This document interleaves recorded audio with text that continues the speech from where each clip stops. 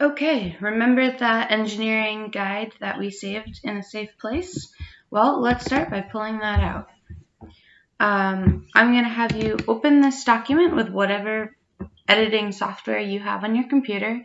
Again, it can be totally basic level, and we're going to zoom in and take a look at this first semester. Okay. So, as we discussed in an earlier video, we kind of have our plan A here and our plan B here, right? Theoretically, we could also look at this fall semester as our plan C, depending upon where we are in our credits. But let's start right at the very top. So, all undeclared engineering students should be enrolled in the Engineering 1700. It is Introduction to a Better World Engineering. It is a 1-credit course. It's a course that is really there to help undeclared engineering students figure out what their path is at RPI. And many students have kind of figured out what they do want to study and they don't want to study by taking this course. Super informative, and it has actually surprised some students with the results that they found in that class, or really confirmed goals that they thought that they already had. So we're going to start there with having you register for Engineering 1700. I'm going to skip over the 1-credit exploratory course for the moment, but we will go back to that. Our next area of focus is really going to be on that math and science core in our first semester. So we have our Physics 1, our Calculus 1, and our Chemistry 1. It is heavy on the math and science, and one of the reasons for this is all engineering students have to take this math and science core, so it gives you a little extra time to make the decision of what you would like to pursue as a major. It also helps line up the classes that we see in our spring semester. For example, Physics 1 is really recommended to take before you go into this class here, which is Engineering 1100. It's not an official prerequisite, so you could take Physics 1 and Engineering 1100 at the same time. But we see stronger results with students by taking first Physics, then IEA. If you're someone who did physics recently, maybe did an AP physics and did really well on it, you could look at taking IEA for your spring semester. That's also an option that you have. Calculus 1, we're starting right out from Calculus 1 to Calculus 2, and then you have 2 upper level math classes. Just to kind of explain what you see on the undeclared guide is Math 2400, which is Introduction to Differential Equations. All engineering majors require Introduction to Differential Equations. The other math class, which if we scroll down to the purple, we'll see here, which is Math 2010, which is the equivalent of Calculus 3. It's not required by all engineering majors, so we don't necessarily suggest that you take that while you're still undeclared. Of course, there's absolutely nothing wrong with that, and if you're a student coming in with a lot of APs, you could consider it. But keep in mind that if you declare an engineering major where this class is not required, it becomes a free elective, which is, we've got a little description in the blue here. Every engineering major requires 12 credits worth of free electives. So either way, it'll help you towards degree progress. But if you're not a huge fan of math, you might wait on making that choice. Chemistry, all engineering majors either need you to take chemistry or will accept chemistry as their science elective. And then HAS. So HAS is your general education here at Rensselaer. It stands for Humanities, Arts, and Social Science. You have 20 credits worth of HAS that you will complete over the next 4 years. That is more than enough time to kind of get those credits done. We really put them in your first few semesters as an undeclared engineer because it's 4 credits. That gives you a little bit more space to make that decision of what major you'd like to pursue. With HAS, you want to make sure that you're going to be taking an IHSS course in your first year. And then we also have a requirement of a communication course within your first 3 HAS courses. So we can kind of see 1, 2, 3. One of those would need to be communication intensive. Whatever you end up in for the fall semester, you and I will work together to plan your spring based on these requirements. So don't worry about it at all. Take what A sounds interesting to you or B fits into your schedule. All right, sound good so far? All right, let's jump back up to this Engineering 1 Credit Exploratory course, so the orange box. We are focusing in on how to make a decision with our Engineering 1700. We are taking care of our math and science core required by all engineering majors with our physics, calculus, and chemistry, and we're moving forward on our general education requirements. So this is the one class where we are starting to explore a subject area that you might be interested in taking. So if we scroll down to the orange here, there's a couple things that I definitely want to point out. So first of all, take a really good look at this list of courses. Engineering processes right at the top is required by most engineering majors. So you can kind of see the list here. It is required for aeronautical, biomedical, and mechanical majors, but it can be accepted by other engineering majors depending upon what their requirements are for 1 credit courses. Engineering processes is a fun class.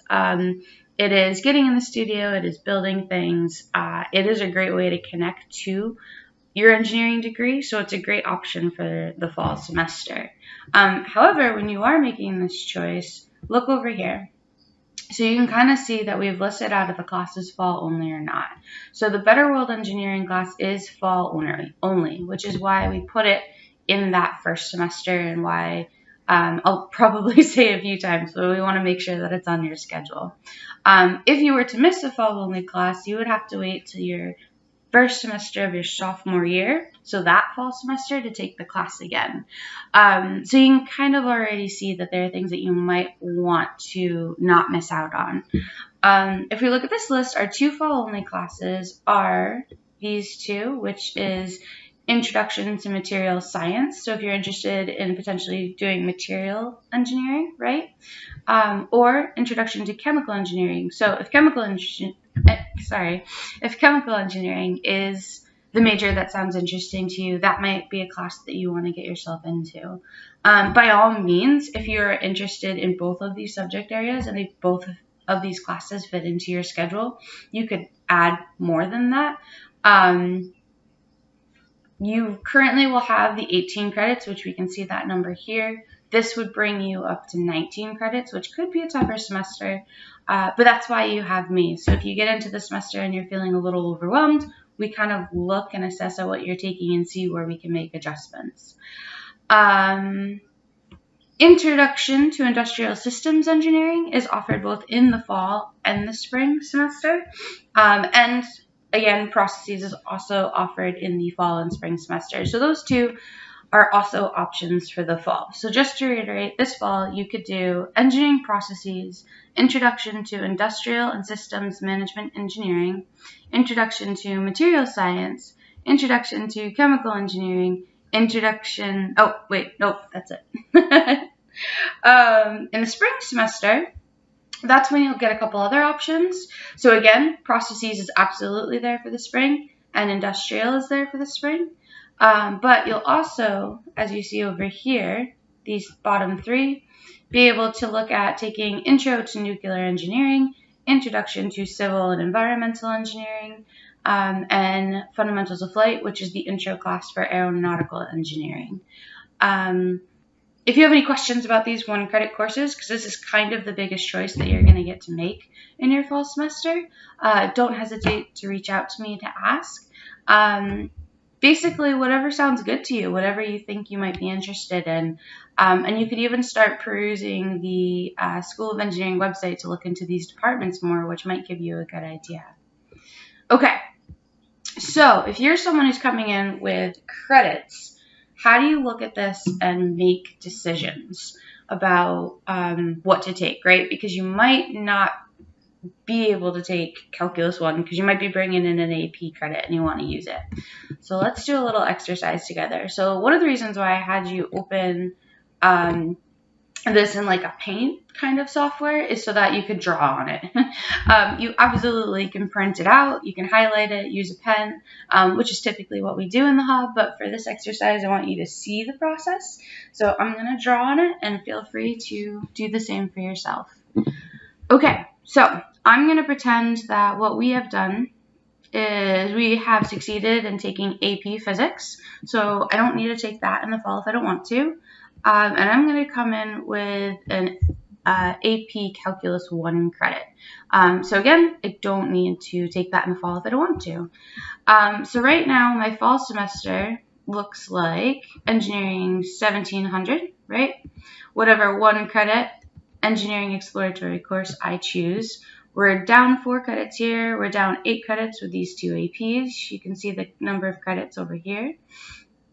We're going to be enrolled in chemistry, and of course we're going to pick whatever Haas works with our schedule. So right now we have 10 credits, which a full-time student is 12 credits. So we would need at least 2 more to be a full-time student, but we are going to keep it at that 18 credit point, which is a really good place to keep each semester at.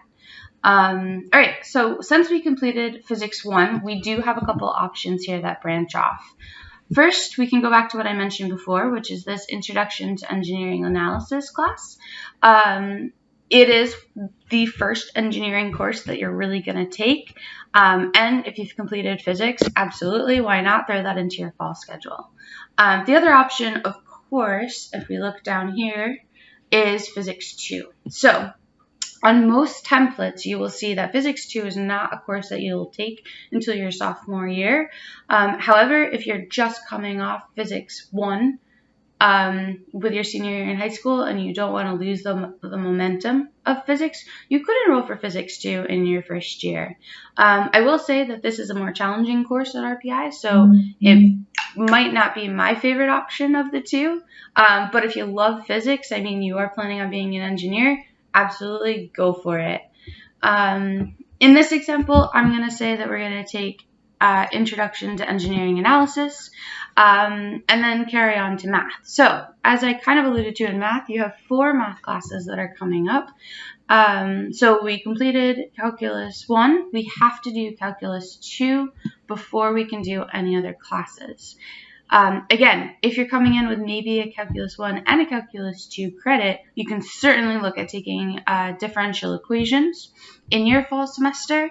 If that's the case, and you also have the Physics 1 credit, I would encourage you to do the IEA rather than doing Physics 2 and DiffyQ, just as you're coming into college.